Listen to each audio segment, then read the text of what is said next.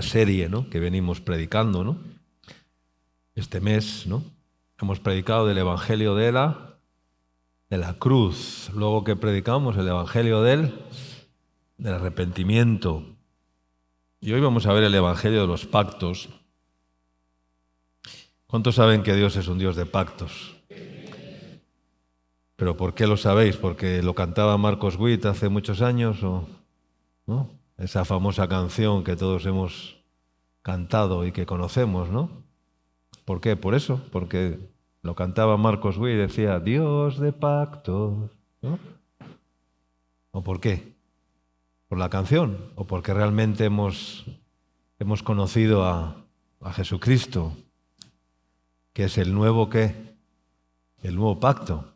Él es un Dios serio y comprometido, y Dios se compromete, Dios se ata, se liga con pactos y se yuga, ¿no?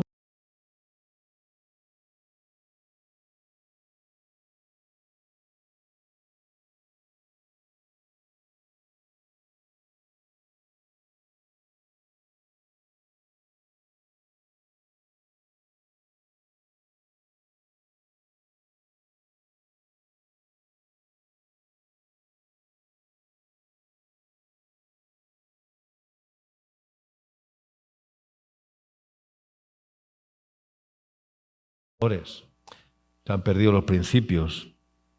Incluso uno de los mayores dramas o peligros de la actualidad de muchos países es que los políticos e incluso pues, los gobernantes, que son muy capaces de hablar, ¿verdad?, y de decir muchas cosas, pero después no cumplen casi nada de lo que dicen, ¿sí o no? ¿Es verdad o estoy hablando algo que hay muy pocos políticos íntegros? Partidos políticos hacen pactos, ¿verdad?, cuando hay elecciones, ¿verdad?, con otros partidos, ¿para qué? Para alcanzar las mayorías, ¿verdad?, y poder gobernar, ¿no? Y se forman, ¿no?, gobiernos Frankenstein, ¿no?, que son una mezcla de partidos políticos de diferentes ideologías, porque han hecho pactos para alcanzar la mayoría, porque ahora es muy difícil que un país, ¿verdad?, que haya una mayoría absoluta en unas elecciones y el partido que es más votado tenga la mayoría y pueda gobernar, ¿no? Vemos constantemente que esto ya no ocurre, ¿verdad? Bueno, hay algún caso por ahí, pero normalmente cada vez vemos que esto es lo que ocurre y entonces el partido que más votos ha obtenido tiene que hacer pactos con otros partidos, con otras agrupaciones políticas para poder tener la mayoría y poder gobernar, ¿no? Entonces hacen pactos con partidos totalmente contrarios y les da igual, o sea, con tal de llegar a la poltrona, ¿no?, al poder, ¿no?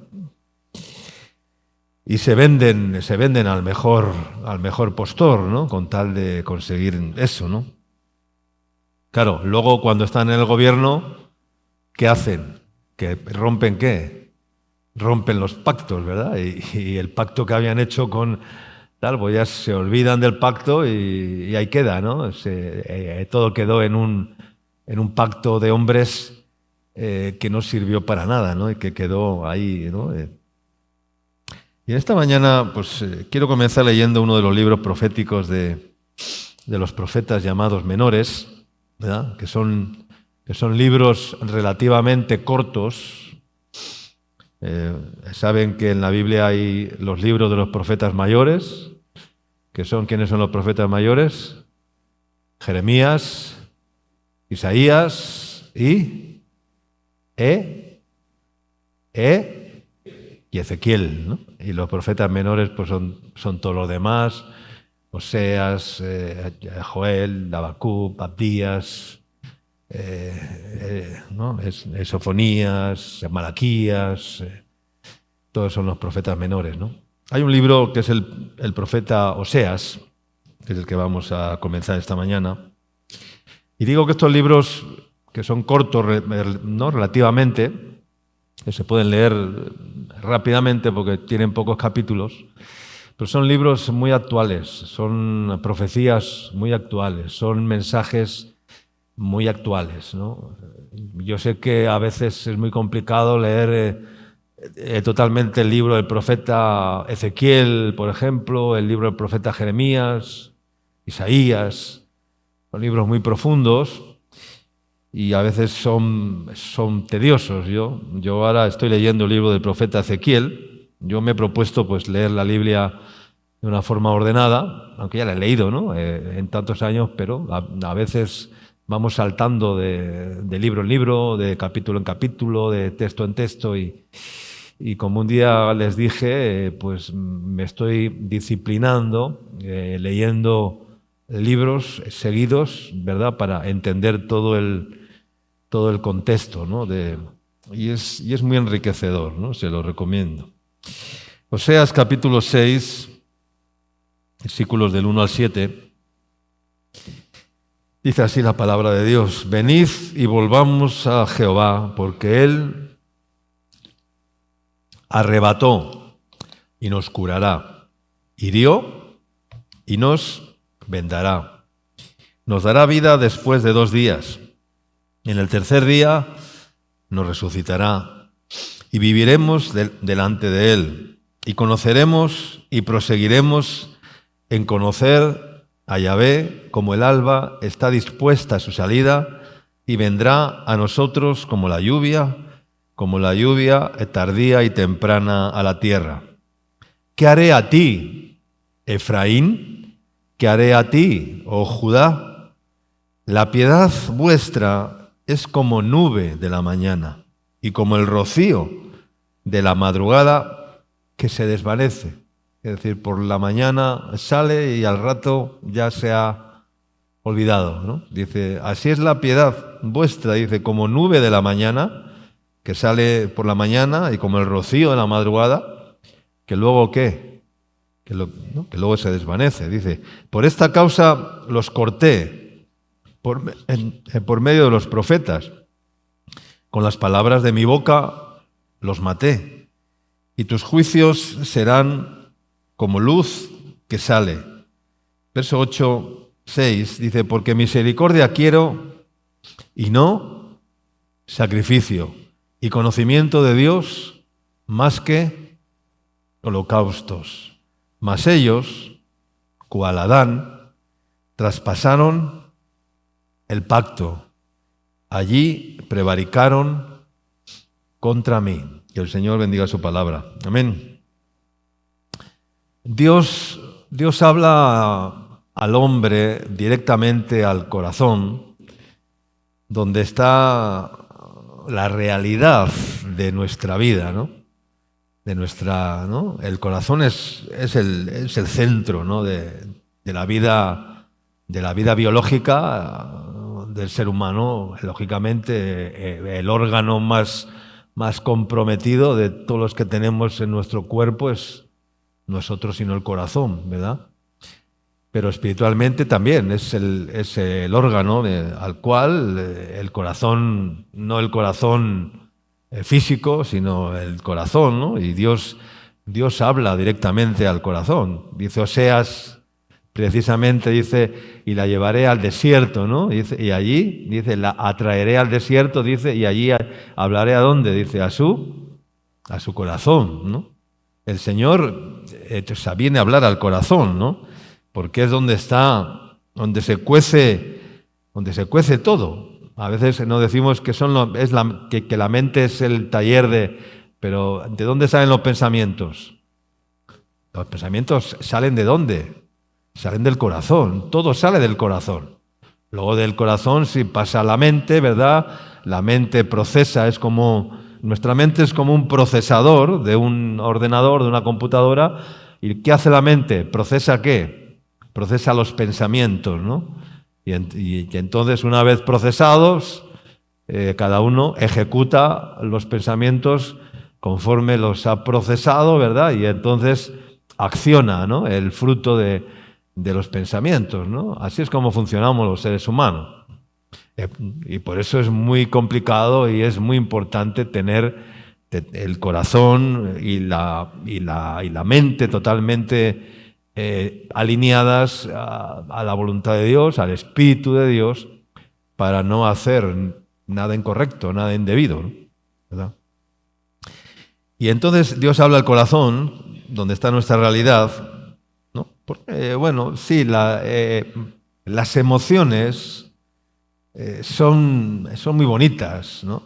Son muy atrayentes, son muy atractivas, ¿no? Y todos los seres humanos tenemos emociones, ¿no? Es algo que está en nuestro corazón también, en nuestra voluntad, ¿no? Somos seres emocionales, ¿no? Queramos o no. Claro, cada vez menos. Ya, pues, porque si no menguamos en la vida emocional, nunca crecerá la vida espiritual, ¿no? La vida emocional, la vida del alma, tiene que menguar para que crezca la vida espiritual, ¿no? Pero sí o no, somos seres emocionales, ¿ya? Y las emociones que son muy bonitas, son muy atractivas, ¿verdad? Son muy sensoriales, son muy, ¿verdad? Son muy evidentes. Pero las emociones, déjame decirte en esta mañana, no son una buena brújula.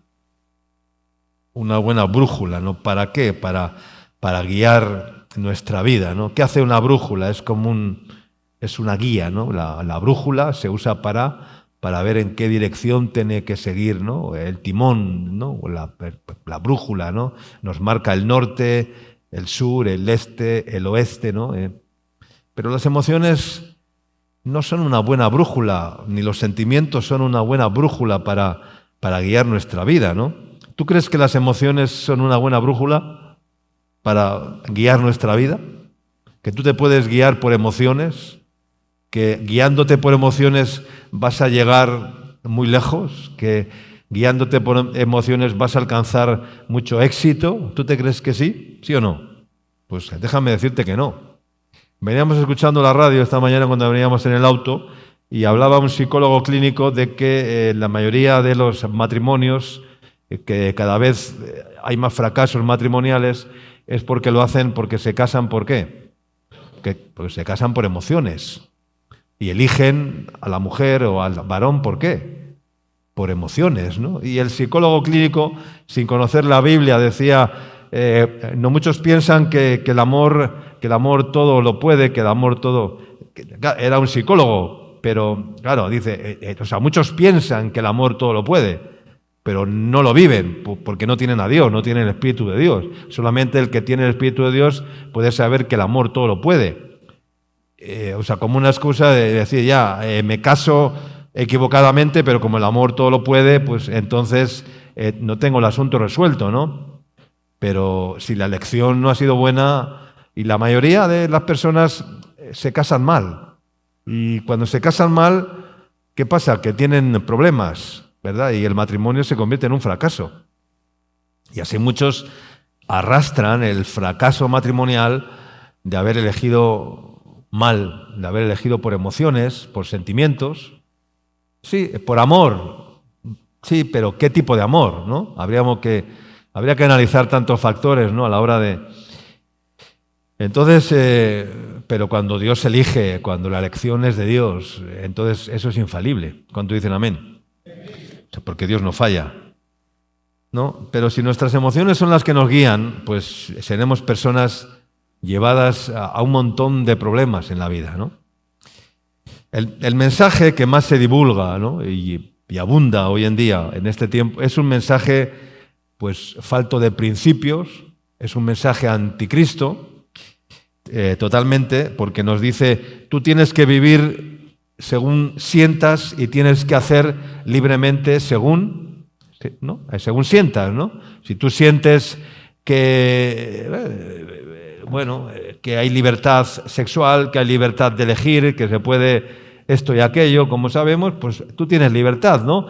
Y haz lo que sientas, ¿no? Si sientes que tienes que convivir con un hombre siendo un hombre, pues hazlo. Si sientes que tienes que convivir con tu pareja, con una mujer siendo una mujer, pues hazlo, haz lo que sientas, eres libre y vive conforme a lo que sientas. Estos son el patrón al que está llegando este mundo y esta sociedad actualmente, ¿no? Es decir, tú tienes que vivir según sientas, ¿no? Lo que sientas, hazlo, ¿ya? Hazlo con total libertad porque estás en la libertad de hacerlo, ¿no? Y esa es la gran mentira del diablo, ¿no? En el texto que hemos leído, que Dios dice que más que sacrificios, que más que holocaustos, lo más importante que es, dice, ¿el qué? ¿El conocimiento de qué?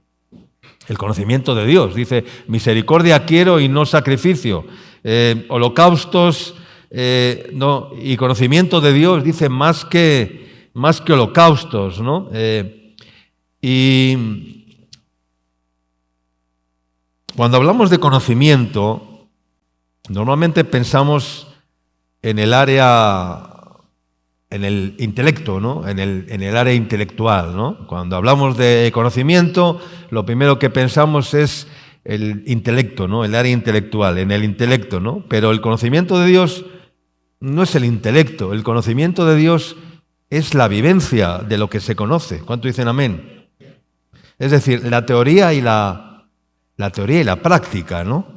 Es como cuando nos sacamos la licencia de manejo o de conducir, hay que hacer ¿cuántos exámenes?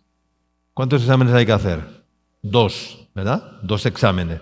Y lo primero que hay que aprobar, ¿cuál es? El práctico no. El primero que hay que aprobar, ¿cuál es?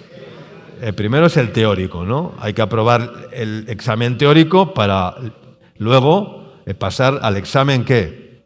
Al examen práctico, ¿no? ¿Y en qué consiste el examen teórico?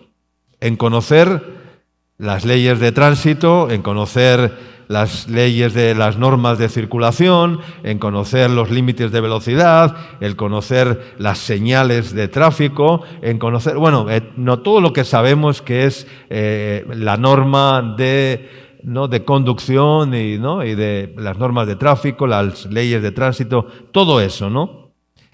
Pero la teoría por sí sola es un camino estéril. Es un camino totalmente estéril, porque la teoría no sirve, al menos que venga acompañada de una aplicación, ¿no? de algo práctico, ¿no? Esto lo hemos escuchado muchas veces y lo sabemos, ¿no? Ambas cosas son necesarias, la teoría y la práctica. La teoría por sí sola es estéril y la práctica sin teoría es también peligrosa. ¿Por qué? Eso es lo que hacen las religiones. ¿Qué hacen las religiones? Practican, ya, pero no tienen el conocimiento de Dios, porque lo que hacen son ritos, prácticas, rituales, pero sin el conocimiento de Dios, sin el discernimiento de Dios, sin el conocimiento verdadero de Dios. Es decir, ambas cosas por separado son estériles, son peligrosas. O sea, las dos cosas tienen que ir unidas, ¿sí me están entendiendo? Entonces, pero sin conocimiento de la verdad, cumpliendo ritos, ¿no? Como he dicho, y son estériles. Entonces, no seamos solamente religiosos sin conocimiento, ¿ya? Sino que podamos decir, yo sé en quién he creído y puedo dar testimonio verdadero del Evangelio de Cristo en mi vida. Amén. Y hablando de un evangelio de pactos, quiero decir que los pactos de Dios tienen dos cosas, el conocimiento de la palabra y la práctica de esa palabra. Amén. Hemos leído, dice, mas ellos, ¿qué dice el verso 7? Dice, mas ellos, cual Adán, ¿no? Cual Adán, ¿qué hicieron? Dice, traspasaron el pacto y allí prevaricaron contra mí. La traducción de la palabra traspasar quiere decir romper. O sea, rompieron el pacto. Cuando dice traspasaron el pacto, la traducción original dice romper. Quiere decir que rompieron el pacto, ¿no? Es más violento romper que traspasar, ¿no? Rompieron el pacto con violencia, ¿no? Y el profeta compara al pueblo de Israel, lo compara con Adán, ¿no? ¿Por qué? rompieron el pacto, dice, y prevaricaron contra mí, dice el Señor. Ahora bien, ¿qué es prevaricar? ¿Qué es prevaricar? ¿Quién sabe? Prevaricar es que teniendo el conocimiento, a sabiendas de tener el conocimiento, que sabiendo algo que sabe que no tiene que hacer, aun a pesar de saberlo, ¿qué pasa? Que lo hace. Eso es prevaricar. Entonces, hay que saber, hermanos, cómo debemos conducirnos, hablando del manejo y de la licencia de conducir, y cómo vivir nuestra vida y cómo conducir nuestra vida espiritual. Y la única manera es cumpliendo, ¿qué? Los pactos de Dios, cumpliendo los pactos con Dios, ¿no? El apóstol Pablo le daba instrucciones a Timoteo en una de sus cartas y le habla precisamente de esto, de cómo debía de conducirse, ¿no? 1 Timoteo capítulo 3, versículo 14 y 15, dice: esto te escribo, aunque tengo la esperanza de ir a verte pronto, dice, pero que si tardo, dice, sepas, dice, cómo debes conducirte en la casa de Dios. Amén. Sepas cómo debes conducirte en la casa de Dios, que es la iglesia del Dios viviente, columna y baluarte de la verdad. ¿Cuántos de ustedes tienen licencia de conducir? ¿Cuántos tienen? A ver, levante la mano. ¿Cuántos? Pero legal, ¿eh? De esas que hacen ahí en... No, legal, ¿ya? Que la han sacado por la vía correcta, que han hecho su examen teórico, que han hecho... No, que no han ido a comprarla allí a... No, esa no vale. Esa no vale, ya sé que estamos en Perú y todo eso, pero esa no vale, ¿ya? ¿Cuántos tienen la licencia y la han sacado legalmente, ¿ya? Que han hecho su examen teórico y han hecho su examen práctico, ¿ya? Bien. Tú no tienes un carnet de conducir. Te voy a explicar algo, mira. Has dicho que lo tienes, ¿no? Pero no tienes un carnet de conducir. Lo que tenemos es una licencia que el Estado te ha otorgado o te ha prestado para conducir un auto, un vehículo, mientras tú hagas las cosas correctamente, mientras hagas las cosas bien. ¿Cuánto dicen amén? Porque en el momento en que tú o yo ya incumplas las normativas de la ley de tránsito, las leyes de la ley de tránsito, ese mismo Estado que te ha otorgado la licencia, la potestad, ¿qué puede hacer? ¿Te puede qué? Te puede retirar, ¿qué? El carné, si ellos así lo consideran. ¿Sí o no? Todos cometemos infracciones, ¿no? Aun sabiendo que por una vía no se puede ir a 60, vamos a 90.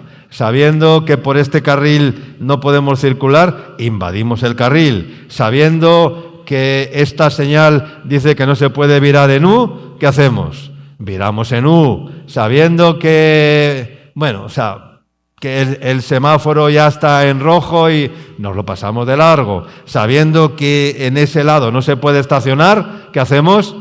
Estacionamos.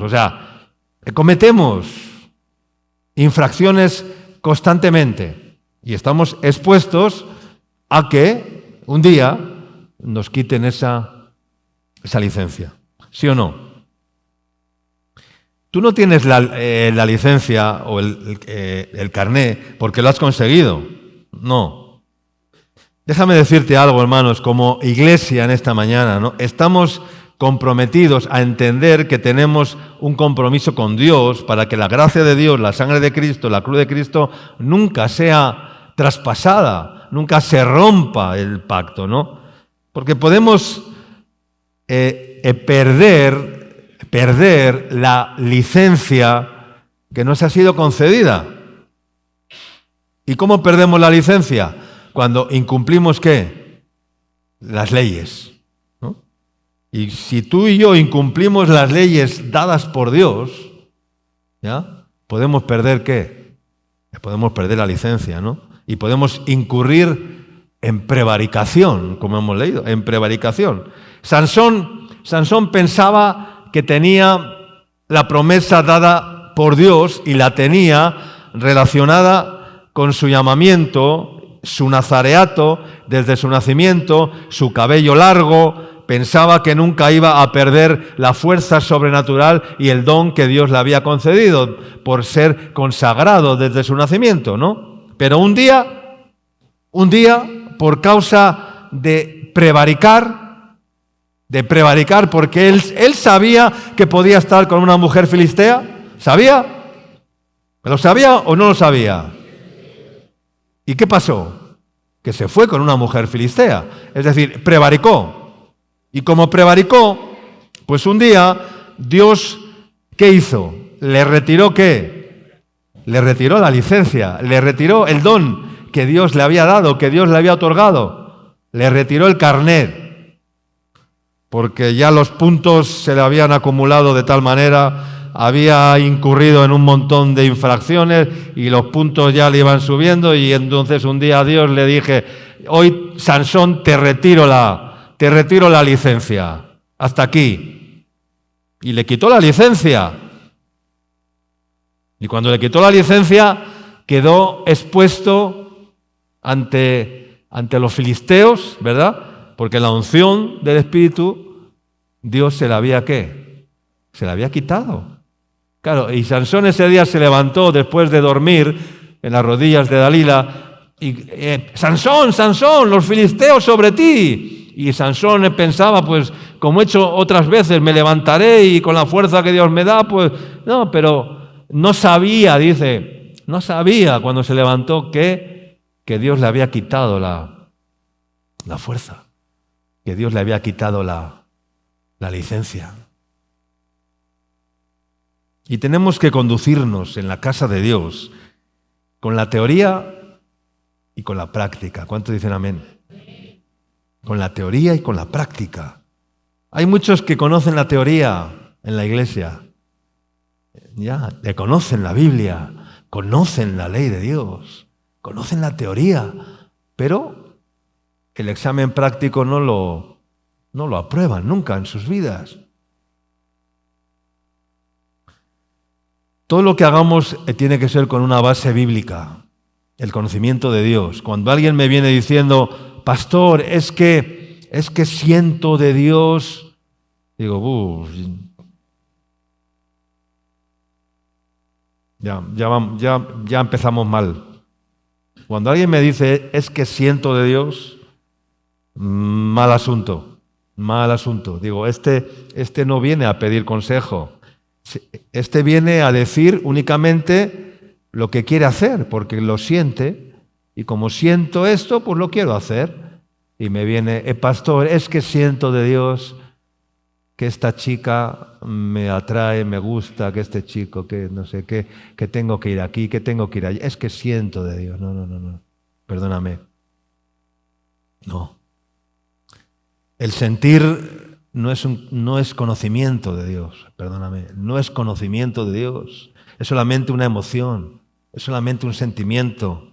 Dios es espíritu, no lo olvidemos nunca, amén. Dios es espíritu, amén. Dios es espíritu. El principal pacto que Dios dio fue la ley dada a Moisés, ¿no? En el monte Sinaí. Pero cuando Moisés desciende del monte Sinaí, se encuentra que había un pueblo, ¿ya? Y les dice que tenían que poner en práctica esa ley, esos mandamientos dados por Dios en el monte, ¿verdad? El pacto de Dios, como está escrito en Deuteronomio capítulo 4, versículos 13 y 14, dice: y Él os anunció su pacto, el cual os mandó poner por obra. Su pacto, dice. ¿Y cuál era su pacto? Eran los mandamientos, eran las leyes escritas en las tablas de la ley. Ese era el pacto de Dios, ¿no? Que Dios le dio a Moisés para que lo transmitiera al pueblo, ¿no? Dice: el cual os mandó poner por obra los 10 mandamientos y los escribió en 2 tablas de piedra. A mí también me mandó Jehová en aquel tiempo que os enseñara los estatutos y los juicios para que los pusieseis por obra en la tierra a la cual pasáis a tomar posesión de ella. Poner por obra, no como una teoría, no para oírlo, no para hablarlo, sino para ponerlo por obra. Es lo primero que dijo, ¿no? Dice, y él os anunció su pacto, el cual os mandó poner por obra. Y ahí dio los 10 mandamientos y los escribió en 2 tablas de piedra, puestas dentro, ¿de dónde? Dentro del arca. ¿Y cómo se llamaba aquel arca? El arca del pacto. El arca del pacto.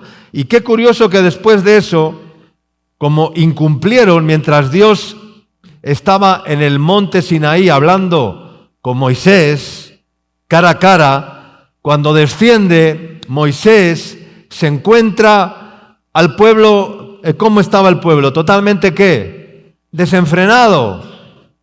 Y Aarón ya estaba totalmente corrompido también, pues había mandado recoger todo el oro de entre el pueblo, ¿verdad?, para fundirlo y fabricar con ello un ídolo, un becerro de oro.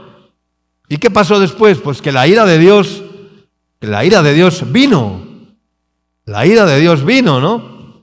Y desde entonces el pueblo de Israel, hablando del arca, ¿qué hacía el pueblo de Israel? Giraba alrededor ¿de qué?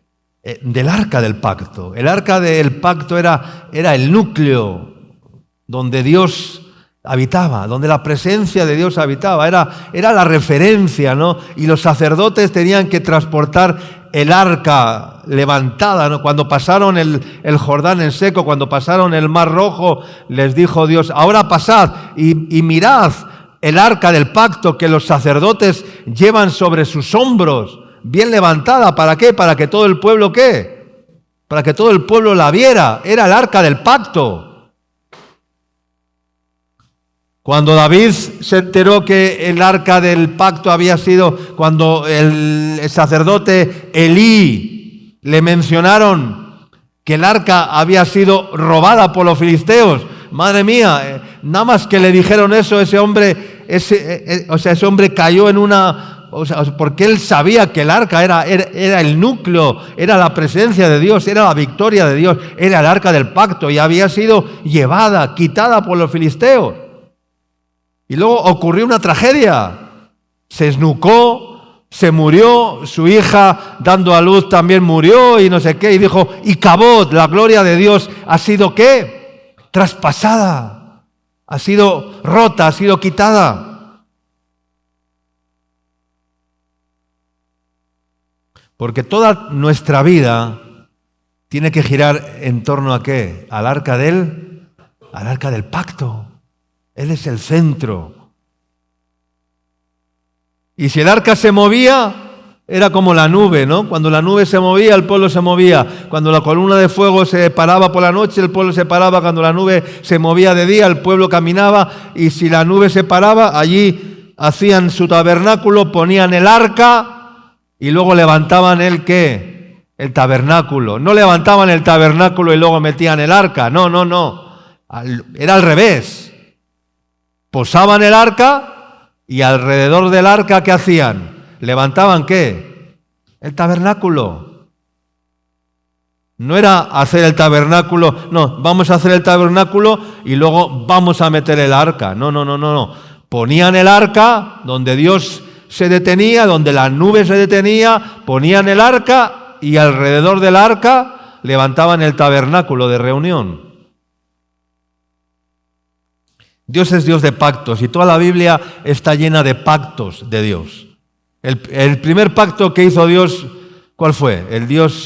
El pacto que hizo Dios ¿con quién? Con Noé. Con Noé, antes de enviar ¿qué? El diluvio. Génesis capítulo 6, sabemos, ¿no? Le estaba dando Dios instrucciones a Noé de cómo tenía que hacer el arca. Génesis capítulo 6, versículo 15 dice, y de esta manera la harás. está hablando del arca, de 300 codos de longitud del arca, de 50 codos de anchura y de 30 codos de altura. Una ventana harás al arca y la acabarás en un codo de elevación por la parte de arriba y pondrás la puerta del arca a su lado y la harás piso bajo, segundo y tercero. Y aquí yo traigo un diluvio de agua sobre la tierra para destruir toda carne en que haya espíritu de vida debajo del cielo. Todo lo que hay en la tierra morirá. Verso 18, ¿qué dice? Mas estableceré mi pacto contigo y entrarás en el arca tú, tus hijos, tu mujer y las mujeres de tus hijos contigo. Y dice el verso 22, y lo hizo así Noé, hizo conforme a todo lo que Dios le mandó. Cumplió el pacto, el compromiso con Dios. Y así le libró ¿de qué? De la masacre, del diluvio que iba a anegar toda la tierra y toda la tierra iba a ser destruida. Y así quiere librarnos Dios a nosotros, los que hemos hecho pacto con Dios, los santos, que hemos hecho pacto de sacrificio con Dios y somos obedientes a su mandamiento. Le mandó que construyera un arca durante 100 años, estuvo obedeciendo, consagrado todos sus recursos, toda su familia, con un propósito, trabajar en la obediencia a Dios, haciendo algo que era un absurdo para los demás. Y ese mismo pacto será el mismo que haga Dios con sus hijos, con su iglesia, para librarnos, si estamos aquí, de las copas de la ira que Dios va a derramar sobre el mundo entero. No estoy hablando de la gran tribulación, estoy hablando de las copas de la ira, que son dos cosas diferentes. La gran tribulación y las copas de la ira, ¿no? No quiero hablar de si la iglesia pasará la gran tribulación y todo esto, porque bueno, son temas que tienen otra trayectoria y otro, ¿no? Y me voy a descentrar. Pero estoy hablando de que nos va a librar, ¿no? A librar. Y ya no destruirá Dios. Además, Dios ya no va a destruir el mundo por agua, ¿no? Porque está escrito. Pero lo va a destruir por fuego, por meteoritos, por desastres, por terremotos, pero ya nunca más va a anegar la tierra con agua, ¿no? Las costas pueden crecer, pero hasta un límite, pero Dios ya no va a anegar toda la tierra con agua, ¿no? Por lo tanto, ese pacto que hizo Dios con Noé de entrar en el arca es un pacto ¿de qué? De protección, de seguridad. ¿Cuánto dicen amén? Y qué hermoso poder vivir seguros sabiendo que estamos protegidos con nuestra familia, con nuestros hermanos, ¿verdad? Con toda nuestra generación, seguros en el arca de Dios. Amén. Porque hemos hecho pacto con Dios. Y este mundo está abocado muy rápidamente a los desastres más inimaginables de la historia. Y solamente aquellos que estén amparados en el pacto de Dios serán cubiertos. No en un arca como Noé contra el diluvio, sino en un lugar donde Dios los cuidará, los guardará, como dice la Escritura en Apocalipsis a la iglesia de Filadelfia, por ejemplo, en el capítulo 3 de Apocalipsis, le dice a la iglesia de Filadelfia, por cuanto has guardado la palabra de mi paciencia, dice, yo también te guardaré a la hora de la prueba que ha de venir sobre el mundo entero para probar a los que moran sobre la tierra. Pero le dice, por cuanto has guardado la palabra de mi paciencia, yo te guardaré en el día de la prueba. Apocalipsis 3:10, que ha de venir sobre el mundo entero para probar a los que moran en la tierra. Amén. Luego dice, he aquí yo vengo pronto, dice el Señor, retén lo que tienes para que ninguno tome tu corona. Al que venciere, al que cumpliere los pactos, ese es el que venciere. Al que venciere, el que guardare el pacto, ya yo le haré columna en el templo de Dios y nunca más saldrá de allí. Después del diluvio ¿Qué pasó? Vamos al capítulo 9 rápidamente, es un poco extenso. Allí lo que pasó es que en el verso 8, Génesis 9:8 dice: y habló Dios a Noé y a sus hijos con él diciendo: he aquí que yo establezco mi pacto con vosotros y con vuestras descendientes después de vosotros y con todo ser viviente que está con vosotros, aves, animales y toda bestia de la tierra que está con vosotros, desde todos los que salieron del arca hasta todo animal de la tierra. Dice: estableceré mi pacto con vosotros y no exterminaré ya más toda carne con aguas de diluvio. O sea, que Dios ya no va nunca más a derramar un diluvio sobre la tierra, ni habrá más diluvio, dice, para destruir la tierra. Por eso les decía que ya Dios nunca más va a destruir la tierra por agua, pero sí que lo hará por fuego, por meteoritos, lo que he dicho, ¿no? Entonces, y dijo Dios: esta es la señal del pacto que yo estableceré entre mí, vosotros y todo ser viviente que está con vosotros por siglos perpetuos. Mi arco, el arco iris, mi arco he puesto en las nubes, el cual será por señal del pacto entre mí y la tierra. Y sucederá que cuando haga venir nubes sobre la tierra, se dejará ver entonces mi arco en las nubes. Y me acordaré del pacto mío que hay entre mí y vosotros y todo ser viviente de toda carne, y no habrá más diluvio de aguas sobre la tierra para destruir la tierra toda carne. Estará el arco en las nubes, y lo veré, y me acordaré del pacto perpetuo entre Dios y todo ser viviente, con toda carne que hay sobre la tierra. Dijo pues Dios a Noé: esta es la señal del pacto que he establecido entre mí y toda carne que está sobre la tierra. Amén. Desde entonces se ve el arco iris. Hoy en día lo están utilizando para, ya sabemos, ¿no? No sé qué relación tiene el arco iris, que es algo maravilloso, ¿no? Y que expresa los 7 colores básicos, ¿no? Y expresa la plenitud de Dios. Eso es lo que expresa el arco iris, ¿no? Los 7 colores básicos, que son la plenitud de Dios, pues lo han tomado como el logo de, bueno, pues, no sé qué relación tiene, ninguna, pero, ¿no? Y que es un símbolo del arca, del pacto, de la luz verdadera que es Cristo Jesús. Dios hizo pacto después con Abraham. Hizo un pacto maravilloso con Abraham, cuando Abraham era de edad de 99 años y se presenta y se le aparece el Señor y le dice: yo soy el Dios Todopoderoso, y lo primero que dice: anda delante de mí y sé perfecto, ¿ya? Y pondré mi pacto, dice, entre mí y ti. Entre tú y yo, pondré mi pacto entre tú y yo. Primero dice: anda delante de mí y sé perfecto, y pondré mi pacto entre tú y yo, y te multiplicaré en gran manera. Amén. Entonces dice que Abraham puso su rostro sobre la tierra, y Dios habló con él diciendo: he aquí mi pacto es contigo, y serás padre de muchedumbre de gentes. Amén. Pero qué tremendo, hermanos, que el pueblo de Israel continuamente invalidaban su pacto. Y las consecuencias de invalidar el pacto son terribles. Mira lo que dice Jueces capítulo 2, versículo 20 y 23. Dice: y la ira del Señor se encendió contra Israel y dijo: por cuanto este pueblo traspasa mi pacto, que ordené a sus padres, y no obedece a mi voz, tampoco yo volveré más a arrojar de delante de ellos a ninguna de las naciones que dejó Josué cuando murió, para probar con ellas a Israel, si procurarían o no seguir el camino de Jehová, andando en él como lo siguieron sus padres. Por esto dejó el Señor a aquellas naciones sin arrojarlas de una vez, y no las entregó en manos de Josué.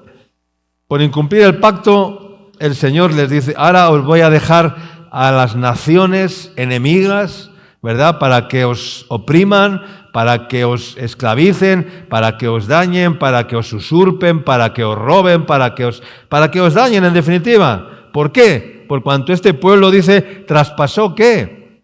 Rompió mi pacto. ¿Qué está diciendo acá? Pues que no les iba a quitar a los enemigos, sino que los enemigos les iban a perseguir constantemente, que ya no iba a quitar a los demonios para que los persiguieran, porque aquel que invalida el pacto del Señor, que incumple y que traspasa el pacto, corre claramente el riesgo de que la ira y el castigo de Dios se manifieste en la manera de decir, te voy a quitar la protección para ver si vuelves al pacto, a ver si regresas al pacto.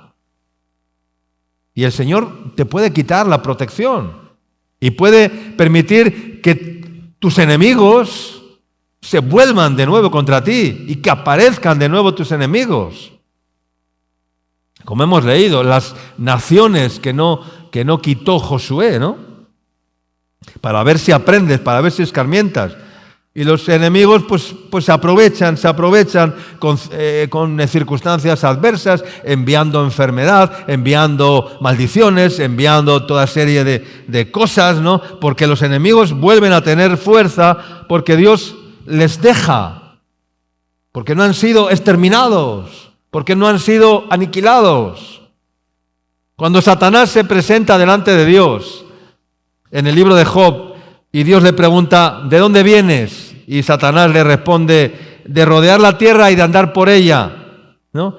Y le dice, ¿no has considerado a mi siervo Job, que es íntegro como ninguno, que no hay otro como él, varón perfecto, recto y temeroso de Dios, apartado del mal? Y entonces le dice Satanás, ¿pero acaso teme Job a Dios de balde? Claro, le has cercado, le has protegido, le has bendecido, le has multiplicado todo, le has cuidado, pero quita ahora, o sea, tócale, ¿no? O sea, ya verás si no se vuelve ¿no? Eso le dijo Satanás a Dios acerca de Job. Pero amigo, si Dios nos protege, ¿quién contra nosotros? Amén. ¿Quién contra nosotros? Eso le estaba diciendo, ¿no? Pero Dios puede retirar su protección. Dios puede retirar su protección en cualquier momento. Con Job lo hizo, como una enseñanza, ¿eh? Pero lo hizo. Dice 2 Crónicas, capítulo 6, versículo 14, igual no estaba en él, dice, el Señor, Dios de Israel, 2 Crónicas 6:14, Jehová Dios de Israel, no hay Dios semejante a ti en el cielo ni en la tierra, que guardas el pacto y la misericordia con tus siervos que caminan delante de ti de todo su corazón. Y luego habla de que había guardado a su siervo David, que lo prometiste, ¿no? Todo el pueblo alababa a Dios en la dedicación del templo, ¿no? Pero está en ese contexto, ¿no? Pero ¿con quiénes guarda Dios el pacto? Con sus siervos. ¿Y sus siervos quiénes son? Los que le sirven. No solo con los que dicen Señor, Señor, no solamente con los que tienen la práctica religiosa. Señor, Señor es la práctica religiosa, repetir oraciones es la práctica religiosa, eso es la práctica religiosa, pero teoría sin práctica, práctica sin teoría son estériles, ¿no? Entonces dice, con sus siervos, con los que caminan delante de Él con todo su corazón. Con esto jamás el Señor obstaculiza e impide o empaña su bendito y santo pacto, pero algunos creen que Él va a mantener su pacto con aquellos que aman el mundo, que no son fieles. No, es que no puede ser. No ha hecho pacto con nosotros para que amemos al mundo. Dios no ha hecho pacto contigo para que ames al mundo. Dios ha hecho pacto contigo para que le ames a Él. ¿Cuánto dicen amén? Pues el Espíritu que Él ha hecho morar en nosotros, dice que nos anhela celosamente. Amén. Celosamente. En Esdras, el pueblo renueva el pacto y como consecuencia expulsan a todas las mujeres extranjeras que habían tomado por mujeres que no eran verdaderas hijas de Dios, que no eran de la nación, de la tribu, que eran extrañas, que eran de los pueblos idólatras. Fíjate hasta qué punto incluso llega Dios, decir, no, todas esas mujeres que son idólatras, que son de otros pueblos, que son extranjeras, que se vayan, porque vais a incumplir el pacto, estáis incumpliendo el pacto. Dios es severo con sus pactos, con su pueblo, con su iglesia y con nuestras vidas. Amén. Y casi todos nosotros hemos hecho pactos con Dios. En cierta manera hemos hecho pactos con Dios, muchos de nosotros. Y un pacto es como un contrato. Y en todo contrato hay unas cláusulas que hay que cumplir. Y si tú incumples las cláusulas del contrato, entonces estás ¿qué? Rompiendo el contrato, traspasando el pacto. Cuando esas cláusulas no se cumplen, hay consecuencias en nuestra contra. Dice la palabra de Dios que la comunión íntima del Señor es con los que le temen. Y a ellos, dice, hará conocer su pacto. Salmos, no sé dónde está. La comunión íntima del Señor es con los que le temen. Y a ellos, dice que hará conocer su pacto. Amén. Dice, sacrifica a Dios, Salmo 50, versículo 14. Sacrifica a Dios alabanza. Y paga, que dice, paga tus votos al Altísimo. ¿Qué es pagar los votos? Es cumplir el contrato, es cumplir el pacto. Paga tus votos. Dice pagar, o sea, paga, cumple, paga. No debas a nadie nada. No debáis a nadie nada, y menos a Dios. Y menos a Dios. Dice otro texto, paga, cumple lo que prometes. No digas que fue, no, que hagas, no, o sea, cuando fueres a la casa de Dios, guarda tu pie, Eclesiastés capítulo 5, no de proferir palabra, no digas que fue, no delante de, no, que por esa causa dice, destruya la obra de tus manos. Destruya la obra de tus manos. ¿Por qué? Por no cumplir lo que prometiste. Eso es pagar los votos. Paga tus votos al Altísimo. E invócame en el día de la angustia. Te libraré y tú me honrarás. Pero al malo, dice, le dijo Dios, verso 16, dice, pero al malo dijo Dios, ¿qué tienes tú que hablar de mis leyes y que tomar mi pacto en tu boca? Dice el verso 16.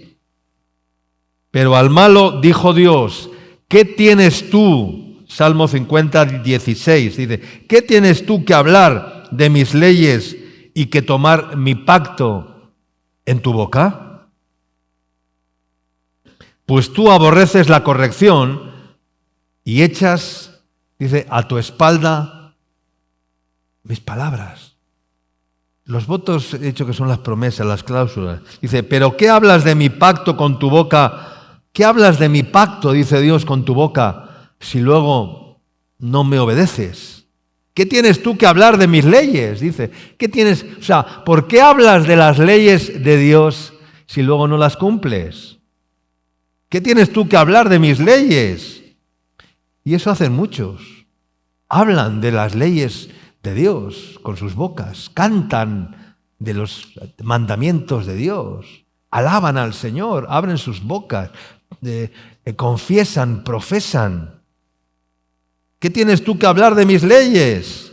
Y que tomar mi pacto, dice, en tu boca. Mucho cuidado con tomar el pacto de Dios en nuestra boca, porque lo que proclamamos nos ata, lo que hablamos nos ata. Las palabras son un lazo. ¿Cuántos dicen amén?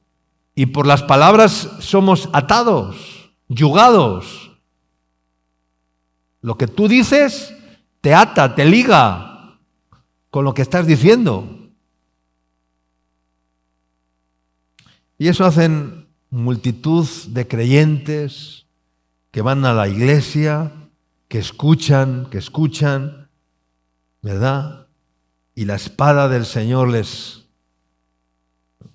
¿no?, va a su corazón pero luego se ponen la coraza, se autoprotegen y echan a sus espaldas la palabra de Dios. Echar a la espalda la palabra de Dios.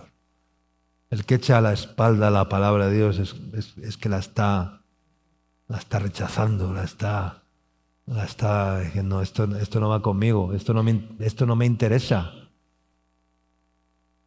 A mí háblame de pan y de buenos alimentos, no me hables de otras cosas. En vez de asumirlas, en vez de entenderlas, en vez de conocerlas. Y por eso los juicios de Dios que siempre han venido sobre la tierra han sido porque los hombres no han querido respetar el pacto con Dios. Pacto con Dios.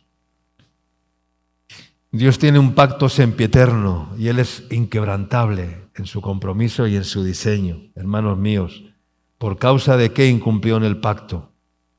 Entonces hemos hecho muchos pactos. Muchos pactos hace el hombre. Muchos pactos hace el hombre. Pero estamos cumpliendo los pactos que hemos hecho con Dios. Y déjame decirte que un pacto, Gálatas, con eso terminamos. Gálatas en el capítulo 3 y verso 15.